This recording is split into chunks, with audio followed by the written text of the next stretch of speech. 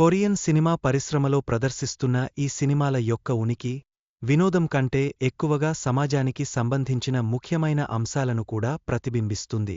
ఇవి ప్రేక్షకులకు అనుభూతులను కలిగించి, భావోద్వేగాలను పంచుతాయి. సంగ్ హున్ ప్రధాన పాత్రలో ఉన్న బ్రోకెన్ చిత్రం మానసిక ఆందోళనను అత్యంత స్పష్టంగా చిత్రిస్తుంది. ఈ సినిమా తండ్రి తన కూతురిని కోల్పోయిన అనంతరం ఉత్తేజనలను ఎలా ఎదుర్కొంటాడనేదాని గురించి వివరించడంతో ప్రేక్షకుల హృదయాలను కదలిస్తుంది.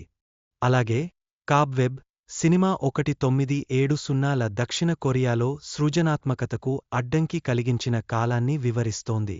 దర్శకుడికి వచ్చిన సవాళ్లు మరియు సెన్సార్ సమస్యలు ఈ సినిమాకు ప్రాముఖ్యతను యోజన చేస్తాయి.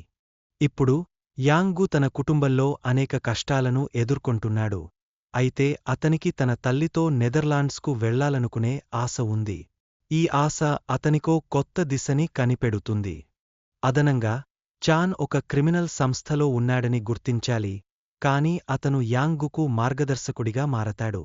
ఈ స్నేహితత్వం ద్వారా అతను కొత్త పరిస్థితులకు అనుకూలంగా మారుతున్నాడు. చాంప్ చిత్రం ద్వారా ఒక జాకీగా ఉన్న సుహో తన జీవితంలో ఎదుర్కొంటున్న కష్టాలను మరియు ఆశలను అన్వేషిస్తుంది. ఇది అతనికి కొత్త ఆశను కలిగిస్తుంది, జీవితాన్ని మరో కోణంలో చూడడానికి ప్రేరణ ఇస్తుంది. సినిమా సిటిజన్ ఆఫ్ ఏ కైండ్లో డాకి మరియు జెమిన్ కలిసి ఓ వాయిస్ ఫిషింగ్ స్కామ్ను అన్వేషిస్తున్న సంఘటనను ప్రధానంగా చూపించారు. ఈ కథనం నేటి సమాజంలో మోసాలకు సంబంధించిన సమకాలీన సమస్యలను ఆవిష్కరించేందుకు దోహదం చేస్తుంది.